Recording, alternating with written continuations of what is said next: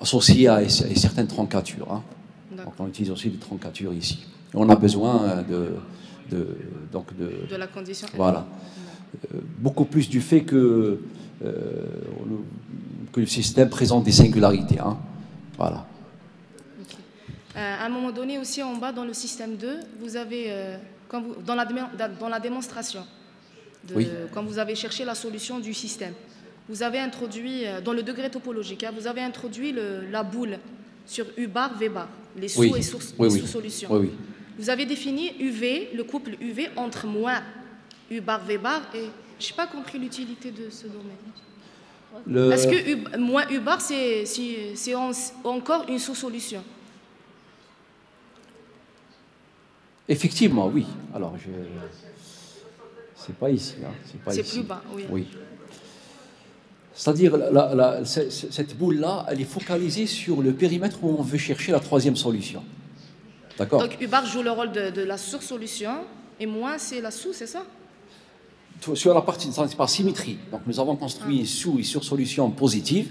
Par symétrie, nous pouvons avoir exactement le même travail, refaire le même travail, avec les mêmes fonctions. Donc, par symétrie, nous allons obtenir un rectangle négatif. Hein. Donc, il n'y a pas de tableau, j'aurais aimé. Donc, nous obtenons, donc on a d'une part un rectangle positif formé par les sous-solutions qui contient la solution positive, et de ce côté-là, sur la partie négative, donc nous avons aussi un rectangle négatif. Et entre les deux, hein, il y a la solution. Voilà, on va chercher la solution à ce niveau-là. D'accord. Okay. Je vous remercie. Merci. Oui.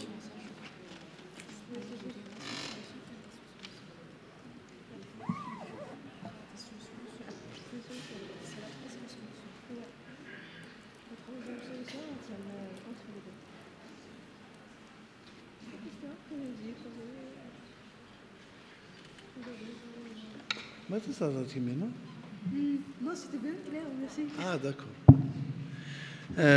Bonjour tout le monde, désolé Fillaouen. Je ne sais pas si je peux ne pas te tutoyer. Comme d'hab, on a l'habitude de se tutoyer dans la vie de tous les jours. Si, Fatah, tu peux. D'accord, merci. En plus, tu ne m'appelles pas mon prénom, parfait. Voilà. Parce que d'habitude, je suis à Thébet, Monsieur Moussaoui.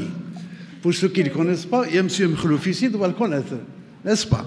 Ah bon, il a fait l'Issil Hamadia comme moi, du temps des pharaons et tout. Bon, c'est pour ça que, bon, il y a cette relation. Mais sinon, je te respecte beaucoup. La question que j'ai envie de poser, au début, quand tu as énoncé le modèle néen, tu dis qu'il a été élaboré par deux noms, la Guerrer et Meinhardt. Meinhardt, c'est ça. Tu as dit, on est biologiste, l'autre, il est plutôt matheux et tout. Oui. Et tu as dit qu'à la base, ce modèle-là, il a été élaboré dans le sens de... La problématique, c'est comment les cellules d'un embryon, qui sont toutes identiques, se mettent à se différencier pour former des organes différents du corps humain, par exemple. Exactement. Chaque organe, il a ses propres cellules. Donc ma question, et ça c'est en 1972, oui. Et aujourd'hui, bon, 72, la science Torah, c'est un peu les temps anciens, hein, c'est vieux.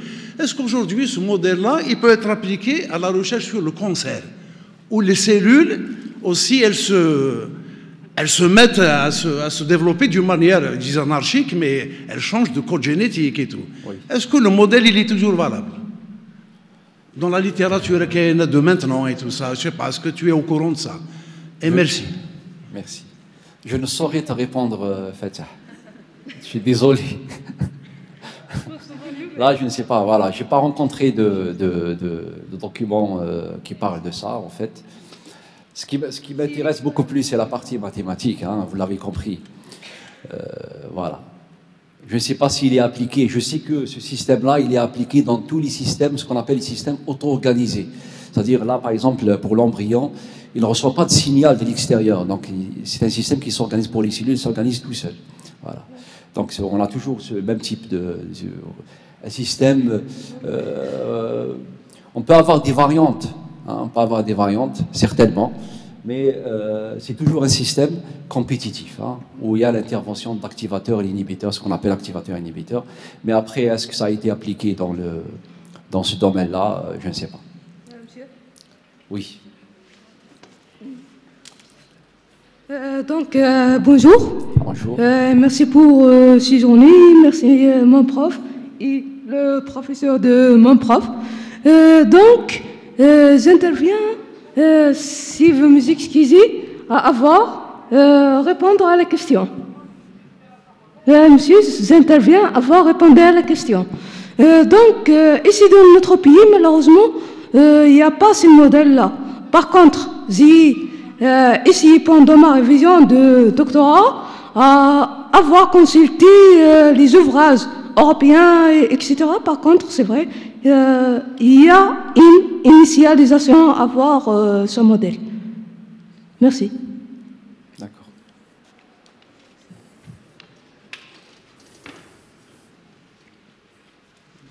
Bonjour. Bonjour. Moi, je voudrais revenir un petit peu sur les deux modèles que vous avez cités. Donc, vous avez cité le modèle d'Alan Turing qui est linéaire, hein, et votre modèle général d'EDP. Est-ce qu'il n'y a pas entre les deux quelque chose? Parce qu'en général, pour passer un petit peu du linéaire vers du continu, donc on fait des approximations par des polynômes ou bien par des séries formelles.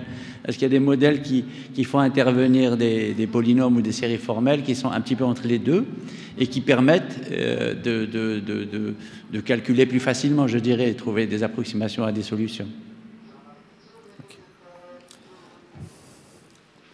J'ai cru que vous alliez parler de mon père. Alors, le modèle de Turing que j'ai proposé ici, enfin, qui a été proposé par Turing, j'ai dit c'est un problème linéaire c'est-à-dire son idée à lui, il voulait mettre les bases pour pouvoir, c'est-à-dire il voulait expliquer ce phénomène-là, cette différenciation cellulaire, il voulait mettre les bases, mais malheureusement ce modèle ne fonctionne pas, parce qu'il ne tient pas compte il ne permet pas la réalisation des réactions biochimiques, d'accord? La différence entre ce modèle et celui de Gala-Meinhardt, ce qui a été apporté en fait, c'est le terme non linéaire, hein, ce qui permet justement la réalisation de ces réactions chimiques. Je ne sais pas si j'ai bien compris votre question. Dans le terme non linéaire, on pourrait prendre un polynôme, et donc c'est plus linéaire, mais peut-être c'est moins compliqué que de prendre des fonctions quelconques. C'est ça que je voulais dire. Ça veut dire la solution multiple et la solution unique, c'est ça? J'ai pas compris. Ça veut dire vous parlez entre la différence entre la solution multiple et la solution unique, modèle? Peut-être c'est ça? Dans le terme linéaire que vous avez présenté tout à l'heure, AU. Oui, oui. Donc là, je pourrais prendre un polynôme de deux variables, ça serait une somme de AIJ, U puissance I, V puissance I. Alors, ce modèle-là, j'en ai parlé parce que, c'est-à-dire, c'est l'origine, si vous voulez, mais c'est pas ce modèle-là qui m'intéressait, en fait. Voilà, voilà. Il faudrait avoir un modèle non linéaire, hein, voilà. Il faudrait avoir des termes donc, c'est la première condition dont j'ai parlé. C'est l'auto-activation locale, ce qu'ils ont appelé auto-activation. Il faudrait qu'on ait ça pour pour ce processus de différenciation cellulaire puisse s'enclencher.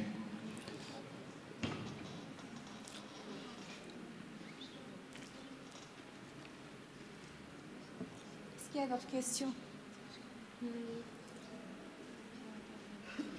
J'ai une petite question, si vous permettez.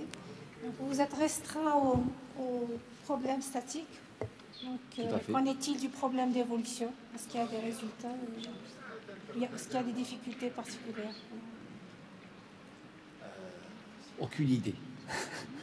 Je vous assure. Ça doit être un problème intéressant, donc le cas parabolique, le cas d'évolution, d'accord? Mais les travaux de recherche, en fait, ils se focalisent uniquement sur le cas stationnaire, voilà, et beaucoup plus singulier. Donc je ne sais pas exactement, je ne sais même pas ce qui a été fait dans le cas d'évolution. Hein. Je ne sais même pas ce qui a été fait.